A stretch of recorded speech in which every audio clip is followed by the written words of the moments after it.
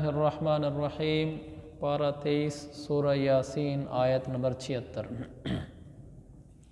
अऊज़ु बिल्लाहि मिनश्शैतानिर्रजीम। बिस्मिल्लाहिर्रहमानिर्रहीम। फला यहज़ुनका क़ौलुहुम इन्ना नअलमु मा युसिर्रून व मा युअलिनून। अल्लाह ताला फरमाता है, ऐ मेरे पैगंबर, इन लोगों की बातें तुम्हें रंजीदा न करें। यकीन जानो हमें सब मालूम है कि ये क्या छुपाते और क्या कुछ ज़ाहिर करते हैं। अल्लाह ताला ने अपने प्यारे नबी सल्लल्लाहु अलैहि वसल्लम को तसल्ली दी कि ये जो लोग आपके ख़िलाफ़ बातें करते हैं, आप इनसे रंजीदा ना हुआ करें। अल्लाह ताला की तरफ से ये तसल्ली का बोल जिस तरह हुज़ूर सल्लल्लाहु अलैहि वसल्लम के लिए है, इसी तरह तमाम उम्मतियों के लिए भी है कि बाद दफ़ा एक इंसान हक़ पर होता है और लोग उसके ख़िलाफ़ बातें करते हैं।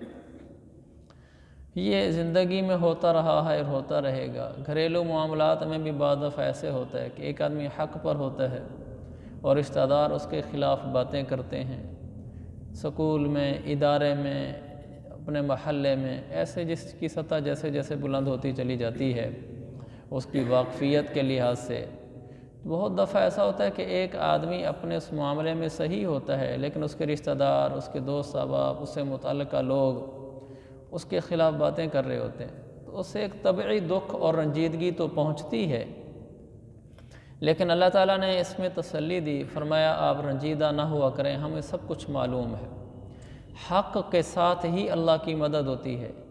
अगर हम हक़ पर हैं, कोई आदमी हमारे ख़िलाफ़ हो गया, हमें नाहक नहीं हो जाना चाहिए। वो चूँकि अब मेरे ख़िलाफ़ है, लिहाजा मैं भी उसको जवाब दूँगा। अब फिर तो मैं भी नाहक हो गया। वो तो नाहक हो ही गया था कि एक हक़ बात की मुखालफत कर रहा था। मैं फिर भी हक़ को ना छोड़ूँ, जो सही तरीक़ा है उसी पर चलता रहूँ, तो इंशाअल्लाह इस आदमी के साथ अल्लाह की मदद ऐसे आती है कि इसको दुनिया में भी ज़ाहिर हो जाती है। लोगों के सामने भी अल्लाह ज़ाहिर कर देता है कि वाकई ये हक़ पर था और बिल आखिर इसी की इज़्ज़त बनी और इसी को लोगों में इज़्ज़त भी मिली और कामयाबी और सुरखरुई भी हुई। इसका हमें तजर्बा है। ज़िंदगी गुज़रने के साथ साथ इंसान वाक़यात देखता रहता है। कोई 2-4 वाक़यात मैंने भी अपनी ज़िंदगी में ऐसे देखे कि एक आदमी हक़ पर था और कुछ आदमी उसके ख़िलाफ़ हो गए, लेकिन वो फिर भी अपने हक़ तरीक़े पर ही कायम रहा। बिल आखिर उसी को ही कामयाबी हुई और उसी ने ही सुरखरुई पाई, और जो लोग उसके ख़िलाफ़ थे उनको शर्मिंदगी हुई और नदामत हुई। हमें हक़ कभी नहीं छोड़ना चाहिए। ख़ानदानी मामलात में, इलाक़ाई मामलात में, किसी भी मामले में हक़ का दामन पकड़े रहना चाहिए। लेकिन ये है मुश्किल, इसलिए कि जब मैं किसी बात में हक़ पर हूँ, अगला आदमी मेरे ख़िलाफ़ हो गया है, मुझे ऐसी तैसी करता है, तो लोग ऐसे मौके पर अमूमन मनफी हो जाते हैं। कहते हैं इसने कहा क्यों है, अब मैं इसको बताऊँगा। ऐसे मौके पर यह कहना चाहिए कोई बात नहीं, ये उसका काम है जो वो कर रहा है, जो मेरा काम है मैं वो करूँगा। तो हुज़ूर पाक सल्लल्लाहु अलैहि वसल्लम की ज़िंदगी से भी यही मिलता है कि आप अलैहिस्सलातु वस्सलाम को मुशरिकीन और मुनाफिकीन बुरा भला कहते थे, हत्ता कि हद से बढ़ जाते थे। इतना हद से बढ़ गए थे कि आपको मोहम्मद कहना भी बंद कर दिया था उन्होंने। वो आपको बुरा कहने के लिए, क्योंकि जब ये कहा जाता था ना कि मोहम्मद बुरा है, मोहम्मद ऐसा है, तो अरबी लिहाज से ना वो जुमला उनके ख़िलाफ़ पड़ जाता था, क्योंकि मोहम्मद का माना होता है तारीफ़ किया हुआ। तो जब किसी को यूँ कहा जाए कि तारीफ़ किया हुआ इंसान बुरा है, तो जुमला सही नहीं बनता। जब वो तारीफ़ किया हुआ है तो फिर बुरा कैसे हो गया? तो फिर वो ना मोहम्मद को बिगाड़ कर मुज़म्मम कह देते थे। मुज़म्मम का माना जिसकी बुराई बयान की गई हो, तो कहते थे मुज़म्मम ऐसा है। जिस तरह हमारे यहाँ भी लोग बाद वक्त किसी नाराज़ होकर उसका नाम ही बिगाड़ देते हैं। तो अल्लाह के नबी अलैहिस्सलाम के सामने सहाबा ने अर्ज़ किया, या रसूलल्लाह, ये आपको मुज़म्मम कहकर बुरा कहते हैं। तो आपने इसका कोई असर नहीं लिया, आपने आगे से मनफी रवैया नहीं इख्तियार किया कि ये हमें मुज़म्मम कहते हैं तो हम इनको ये कहेंगे। तो आपने फरमाया, ये तो मुज़म्मम को बुरा कहते हैं, मैं तो मोहम्मद हूँ, मुझे तो नहीं बुरा कहते। कोई होगा मुज़म्मम जिसको बुरा कहते होंगे, मैं तो मोहम्मद हूँ। तो आपने बात का मुस्बत रुख ले लिया। ایسے نہیں کہ ہمیں اگر کوئی نام بگاڑ کے یا ہمارے خلاف بات کرتا ہے تو ہم بھی سیدھے ہو جائیں، ایسا نہیں کرنا چاہیے، اور یہ زندگی کا مشکل سبق ہے۔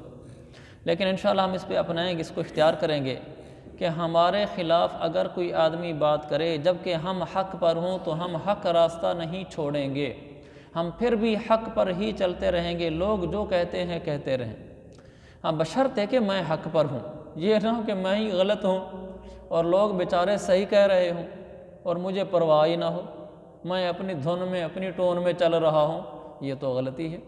پھر ایسے موقع پر تو مجھے خود سوچنا چاہیے کہ میں غلط تو نہیں ہو گیا کہیں، لیکن اگر میں نے اپنے آپ کو دیکھا اور میں قرآن و حدیث کے سانچے میں صحیح چل رہا ہوں تو پھر ٹھیک ہے، پھر پریشان نہیں ہونا چاہیے، پھر لوگ جو کہتے ہیں کہتے رہیں، اس کا ہمیں اثر نہیں لینا چاہیے۔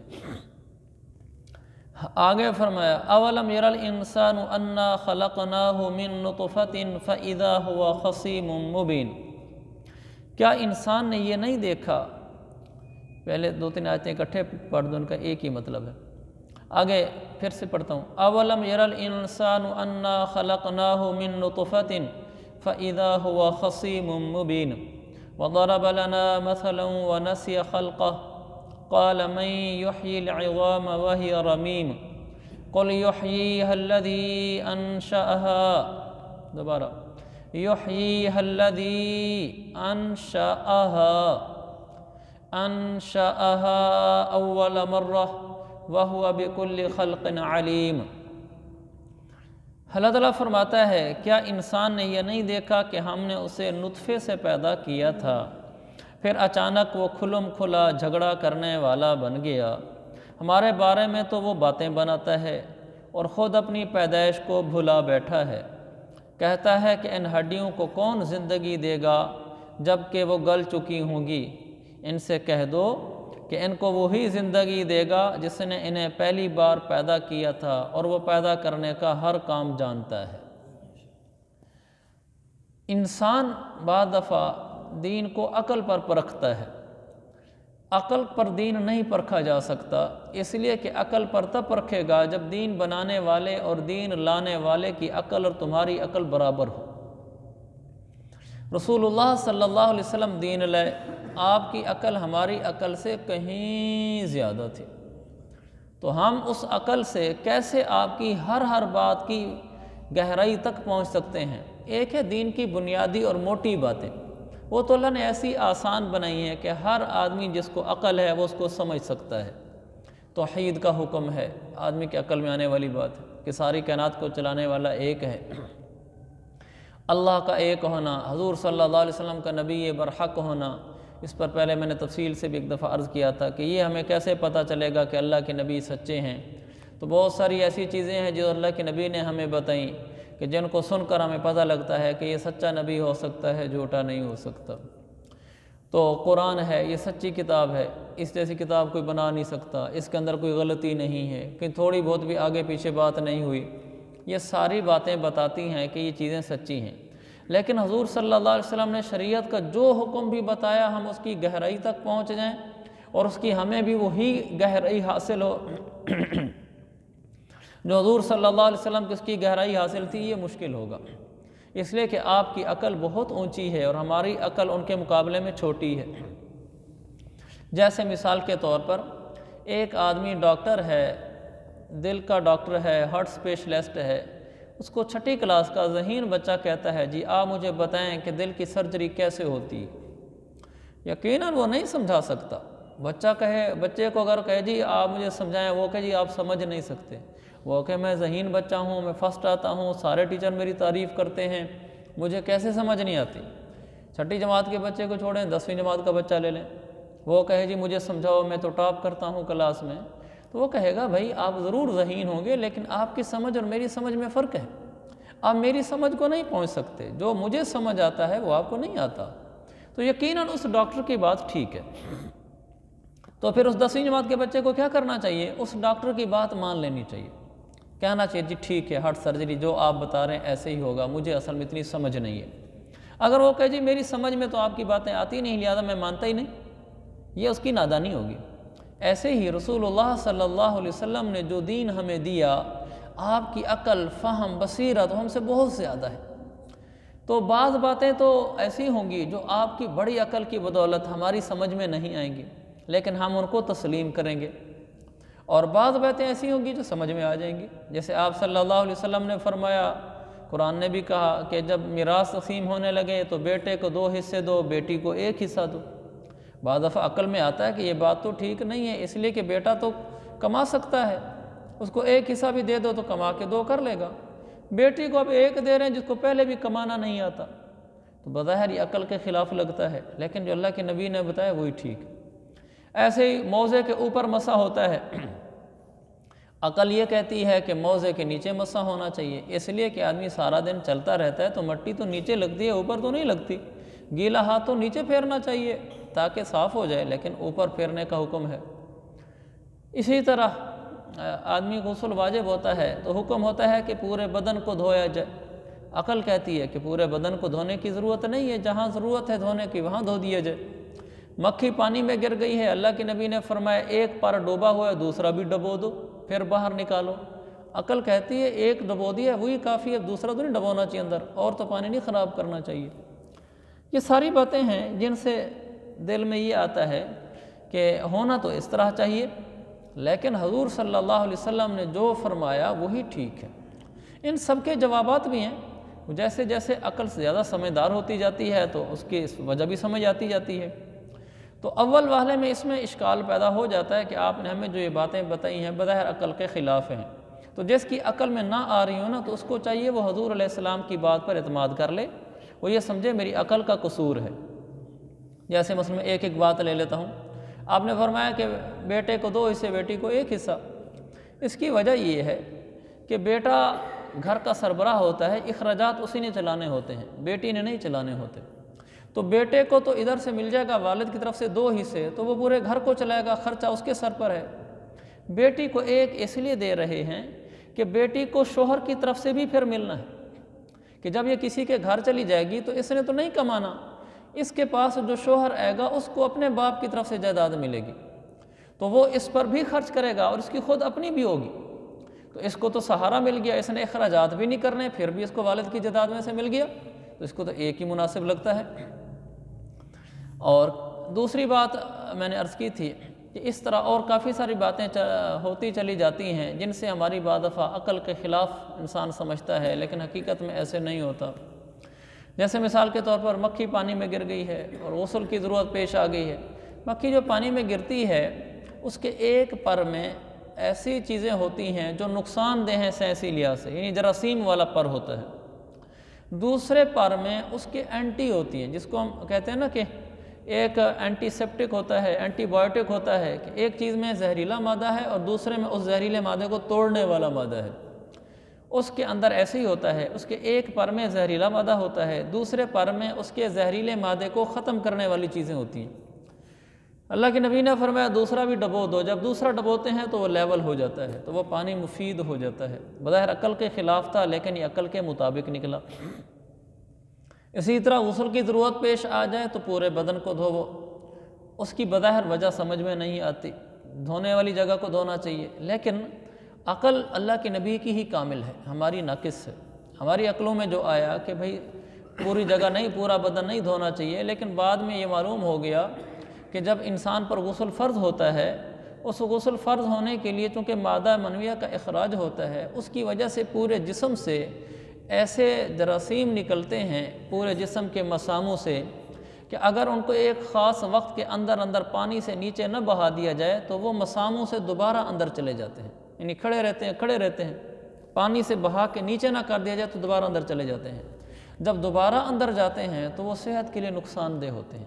یہ تحقیق بہت بعد میں ہوئی، اور اب عقل والوں کو عقل ہے کہ ہاں اللہ کے نبی نے سچ کہا تھا، جب تک یہ تحقیق نہیں ہوئی تھی اس وقت تو عقل کے خلاف لگتی تھی آپ کی بات۔ تو جن کی عقلیں ناقص ہوں ان کو کامل عقل والوں پر اعتماد کرنا ہوتا ہے۔ تو اس طرح حضور صلی اللہ علیہ وسلم کی جتنے بھی بتائی ہوئی چیزیں ہیں ساری ہی ایسی ہیں۔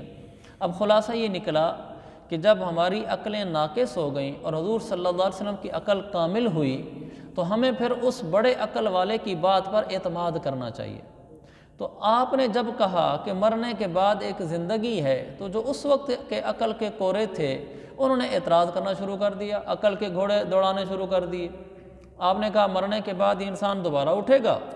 تو ابی بن خلف آ گیا، کہنے لگا اولم یر الانسان انا خلقناہ من نطفہ فاذا هو خصیم مبین وضرب لنا مثلا ونسی خلقہ قال من یحیی العظام وہی رمیم۔ اللہ کے نبی کے پاس آیا اور جھگڑنے لگا، کہنے لگا یہ کیسے ہو سکتا ہے کہ مرا ہوا انسان پھر کھڑا ہو جائے؟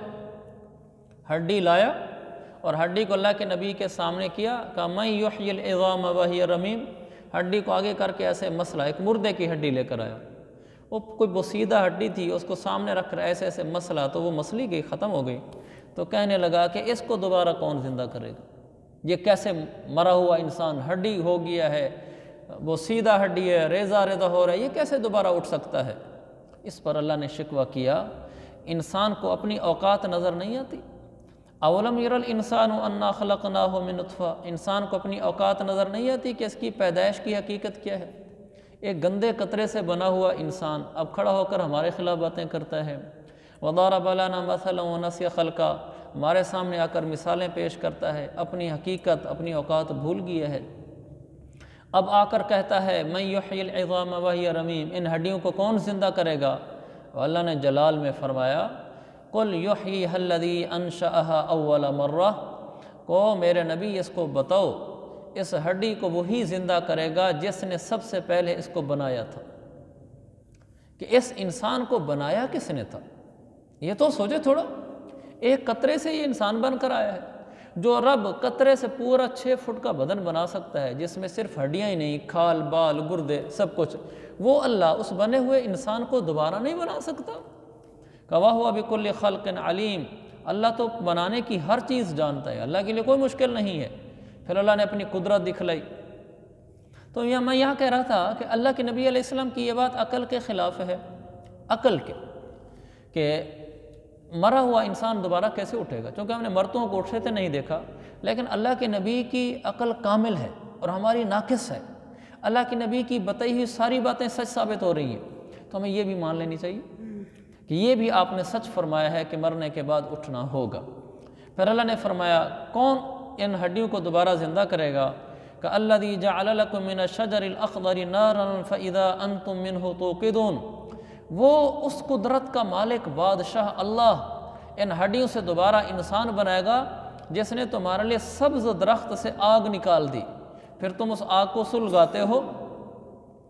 یہ اللہ تعالیٰ کی قدرت ہے، اب بھی ہو سکتی ہے۔ اس وقت عربوں کے سامنے جو چیزیں تھیں اللہ نے اس کی مثال دی۔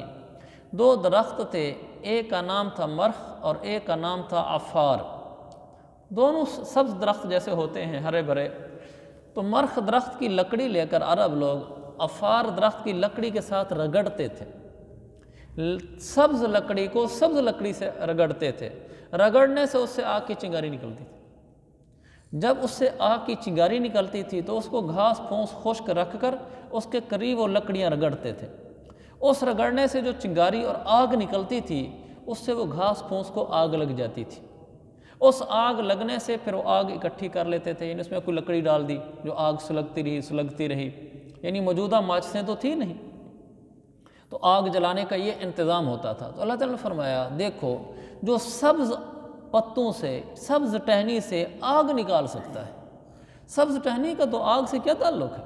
جو سبز ٹہنیوں سے آگ نکال سکتا ہے تو کیا یہ عقل کے خلاف نہیں ہے؟ تو وہ اللہ کل اس انسان کو دوبارہ نہیں زندہ کر سکتا۔ تو اللہ نے فرمایا عقل کے خلاف تو یہ بھی ہے کہ سبز لکڑی سے آگ کیسے نکلتی ہے، جیسے یہ سمجھ آتی ہے ایسے یہ بھی سمجھ لو کہ مرنے کے بعد بھی ایک زندگی ہے۔ اولیس الذی خلق السماوات والارض بقادر علی ان یخلق مثلہم بلا وہو الخلاق العلیم، بھلا جس ذات نے آسمان اور زمین کو پیدا کیا ہے کیا وہ اس بات پر قادر نہیں ہے کہ ان جیسوں کو دوبارہ پیدا کر سکے؟ کیوں نہیں، جبکہ وہ سب کچھ پیدا کرنے کی پوری مہارت اور قدرت رکھتا ہے۔ یہ بھی ایک بہت بڑی دلیل ہے، جس اللہ نے آسمان و زمین کو بنایا ہے وہ دوبارہ 6 فٹ کا انسان نہیں بنا سکتا۔ آسمان زمین بنانے والا 6 فٹ کا انسان نہیں بنا سکتا۔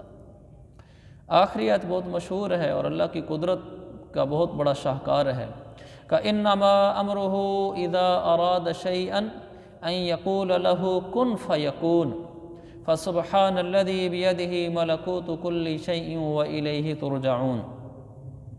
اللہ کی شان، اللہ کا معاملہ یہ ہے کہ جب وہ کسی چیز کا ارادہ کر لے تو صرف اتنا کہتا ہے کہ ہو جا، بس وہ ہو جاتی ہے۔ اللہ پاک ہے، اور پاک ہے وہ اللہ جس کے ہاتھ میں ہر چیز کی حکومت ہے، اور اسی کی طرف تم سب کو آخر کر لے جایا جائے گا۔ یہ کن فیکون والی مشہور آیت ہے، کن فیکون۔ کن فیکون کا مطلب ہے، کن کا مطلب ہوتا ہے عربی میں ہو جا، فیکون کا مطلب ہے تو وہ چیز ہو جاتی ہے۔ تو اللہ تعالیٰ جب کس چیز کا ارادہ کرتا ہے، کچھ کرنا چاہتا ہے، تو اللہ کو کچھ کرنے کے لیے کچھ کرنا نہیں پڑتا۔ مثلا اگر میں ایک گھر بنانا چاہتا ہوں تو مجھے گھر بنانے کے لیے بہت پاپڑ بیلنے پڑیں گے، مستریوں سے باتیں کرنا اور انجینئر سے بات کرنا اور پھر 20 کام کرنا جو سب ان کے سامنے ہیں، پھر جا کر میں ایک گھر بنوا سکوں گا۔ گو میرے پاس پیسے ہوں بھی صحیح، پھر بھی مجھے ان سارے مراحل سے گزر کر یہ سارے کام کرانے پڑیں گے۔ اللہ تعالیٰ کو جب کچھ کرنا ہوتا ہے تو اللہ تعالیٰ کو کچھ کرنا نہیں پڑتا، اللہ فرماتا ہے اتنا کن ہو جا، پھر وہ چاہے محل بنوانے ہیں چاہے جو بنوانا ہے وہ ہو جاتا ہے۔ تو اللہ کی قدرت بہت عظیم ہے، بہت زیادہ ہے، اللہ کے آگے کوئی مسئلہ نہیں۔ ہمیں اللہ کی قدرت کو سامنے رکھ کر دعائیں مانگنی چاہیے۔ اللہ تعالیٰ ہمیں ان درسوں سے عمل سیکھنے والا بنائے۔ کل انشاءاللہ سورۃ الصافات ہوگی، آج اس کو تھوڑا مختصر کر لیتے ہیں، بس میں سفر سے آیا تھا کہ تھوڑی سی